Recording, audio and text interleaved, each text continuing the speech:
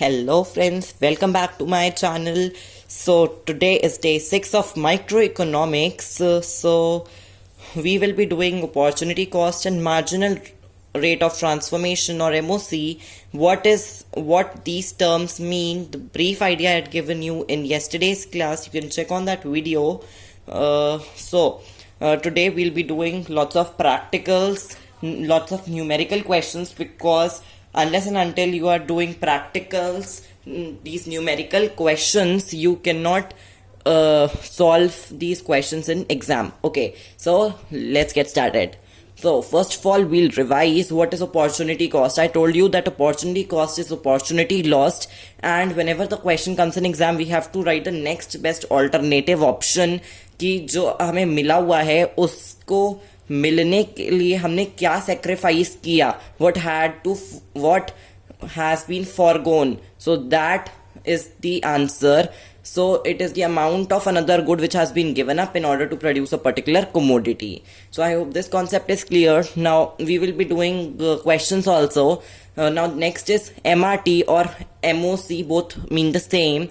It is जब अब मैंने आपको बताया था मार्जिनल का मतलब होता है 1, तो एक एडिशनल यूनिट प्रोड्यूस करने की, किसी एक गुड की एक एडिशनल यूनिट प्रोड्यूस करने के लिए दूसरे गुड्स की कितनी यूनिट कम करनी पड़ेगी उसको हम बोलते हैं MOC. I hope you know कि हमें एक गुड की क्वांटिटी बढ़ाने के लिए दूसरे की कम करनी पड़ती है बिकॉज रिसोर्सेज लिमिटेड है and all that we have been discussing so far. So अब MRT is ratio of good sacrifice to production of one additional unit of another good, and इसका फॉर्मूला होता है बेसिकली हम देख रहे हैं कितना यूनिट्स हमने सेक्रीफाइस किया, तो चेंज ये जो ट्राइंगल का साइन है this means delta, it is change, तो कितनी यूनिट सेक्रीफाइस करी अपॉन कितनी यूनिट्स हमने गेन करी. Now we will be doing some numerical questions. These are solved practicals from Sandeep Garg book. All the questions I have taken from this book only. First is Deepak is working as a sales manager at a salary of 1 lakh per month. तो उसकी अभी की present salary 1 lakh है.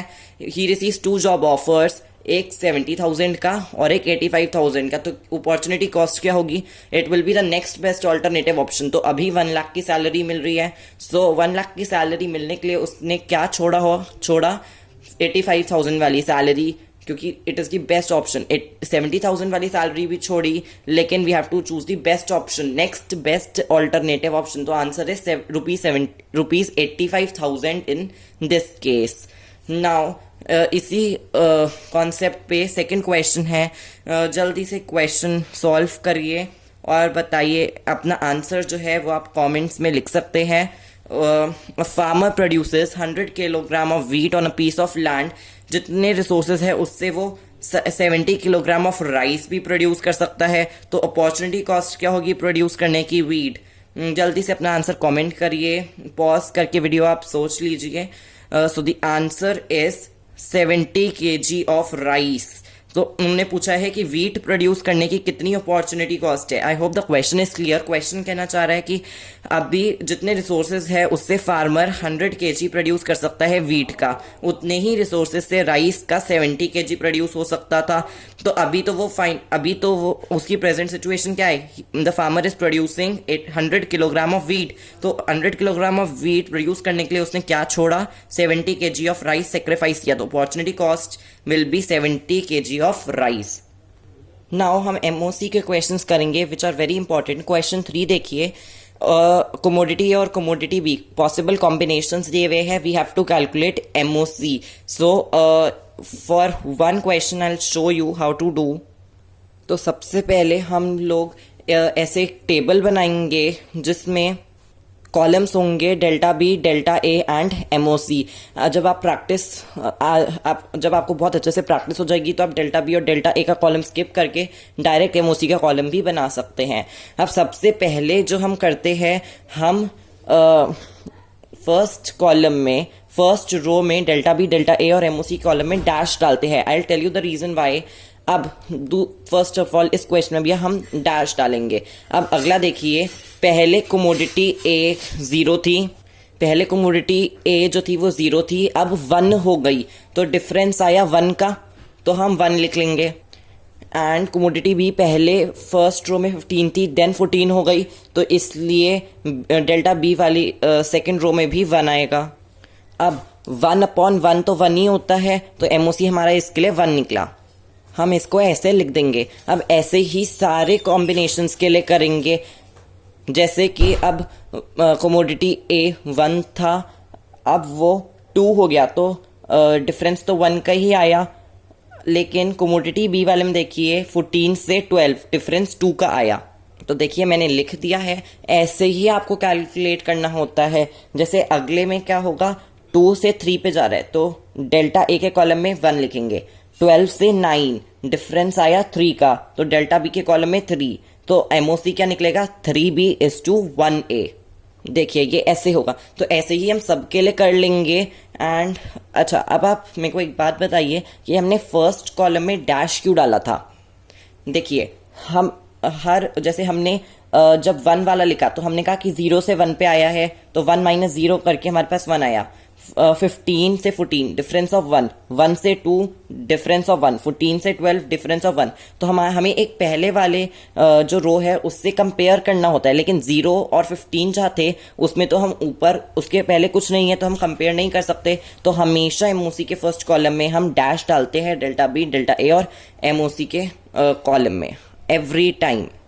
अब मैंने MOC को यहाँ पे डेल्टा B/डेल्टा A ही क्यों लिखा। मैं I could also have written delta delta B, but we are going by the formula. Formula कहता है की सेक्रीफाइस पहले लिखना है, कितना हमने सेक्रीफाइस किया, क्योंकि हमारी MOC की डेफिनेशन भी तो यही कहती है कि रेशियो ऑफ गुड सेक्रीफाइस, कितना सेक्रीफाइस किया एक एडिशनल यूनिट के लिए। सो हमेशा जो आपको कोई भी वेरिएबल दिया हो सकता है A में दिया होता है ये वैल्यू 15, 14, 12, 9, 5, 0 और B में 0, 1, 2, 3। तो आपको देखना है कि हमें किसको ऊपर रखना है, क्योंकि जो सेक्रीफाइस होगा वो ऊपर होगा। जैसे कि इसमें कमोडिटी B की वैल्यूज कम हो रही है, तो कमोडिटी B हम सेक्रीफाइस कर रहे हैं और उसके गुड्स A में हम ट्रांसफर कर रहे हैं, तो इसलिए जो सेक्रीफाइस होगा वो फॉर्मूले में हम ऊपर रखेंगे। अब ऐसे ही आप जल्दी से वीडियो पॉज करके आप अपने आप पूरी ये निकाल लीजिए MOC, then you can see the answer. आप अपने क्वेश्चन 3 के आंसर्स चेक कर सकते हैं।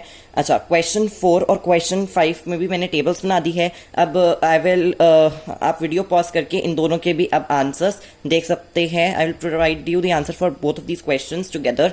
अच्छा, अब मेरे को बताइए, one thing I want to ask you, commodity A जो है वो 20 से 10 हो रहा है एंड कमोडिटी B जो है वो 10 से 14 हो रहा है। तो क्वेश्चन 4 में हमारा MOC का फॉर्मूला बनेगा डेल्टा A/B या फिर डेल्टा B/डेल्टा A। मैंने आपको बताया था कि जो हमारा सेक्रीफाइस हो रहा है वो हम ऊपर लेते हैं, तो हमारा कमोडिटी B जो है वो तो गेन हो रहा है, A सेक्रीफाइस हो रहा है। तो फोर्थ क्वेश्चन में हमारा फॉर्मूला बनेगा delta delta B and fifth question में हमारा फॉर्मूला क्या बनेगा, डेल्टा Y/डेल्टा X, क्योंकि जो सेक्रीफाइस होता है वो हम ऊपर लेते हैं।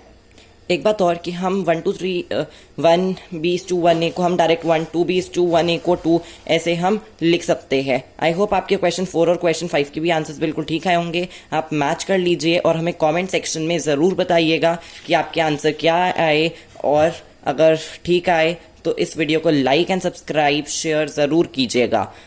Now I will show you question number 6 and आप वीडियो को पॉज करके फिर उसके सोल्यूशंस देख लीजिएगा, या आप क्वेश्चन 6 वीडियो को पॉज करके नोट कर लीजिए and then I will show you it solution. तो ये है क्वेश्चन नंबर 6 का आंसर। आई होप आपका सही आया होगा।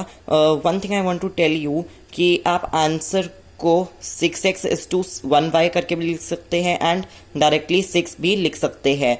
एंड इस क्वेश्चन में, अच्छा, कल जो मैंने आपको फॉर्मूला दिखाया था वो मैंने आपको डेल्टा Y/डेल्टा X दिखाया था, लेकिन यहाँ पे हम डेल्टा X/डेल्टा Y यूज़ कर रहे हैं, क्योंकि कल जो मैंने आपको डेल्टा Y/डेल्टा X दिखाया था उसके साथ मैंने आपको बात बताई थी एक, कि X हमेशा इंक्रीज होगा और Y डिक्रीज। तो आपको देखिए कि वेरिएबल्स कोई भी गिवन हो सकते हैं, XY की टर्म्स में, AB की टर्म्स में, और हो सकता है कोई भी उसमें से इंक्रीज हो रहा हो।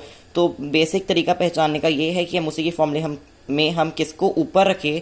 वो बेसिक तरीका पहचानने का ये है कि जिसकी वैल्यूज कम हो रही है वो हमारा ऊपर आएगा, सेक्रीफाइस जिसका हो रहा है वो हमारा ऊपर आएगा। I hope this is clear. Moving ahead to next question, this is question number 7। आप वीडियो पॉज करके क्वेश्चन जल्दी से नोट कर लीजिए and this is question number 8। I hope you have noted it now. अब आप जल्दी से दोनों को वीडियो पॉज कर लीजिए and try to solve these on your own. हमें we have to find out MOC in both the questions. I will be providing you the solutions now. अब आप अपने आंसर्स चेक कर लीजिए. This is answer to question number 7 and this is answer to question number 8. I hope आपके सही आए होंगे. आपके इन 8 क्वेश्चन में से आपके कितने सही आए ज़रूर हमें कमेंट सेक्शन में बताइए. वीडियो को लाइक शेयर सब्सक्राइब करना मत भूलिए. आई होप आपको MOC MRT कैलकुलेशन अच्छे से आ गया होगा. सो कल की वीडियो भी बिल्कुल मत मिस कीजिएगा because that video is on how to draw PPC.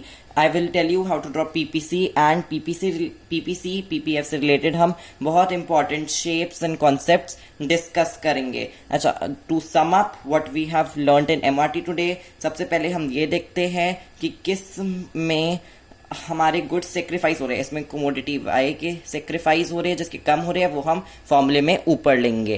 And first column is always blank. हम डैश डालते हैं बिकॉज हमारे पास इससे पहले कुछ कंपेयर करने के लिए नहीं है. So I hope all these questions were clear to you. So please, again and again, I'm asking you to please like and share my video. Please subscribe to my channel and don't miss such videos because they will help you a lot. Thank you and bye bye.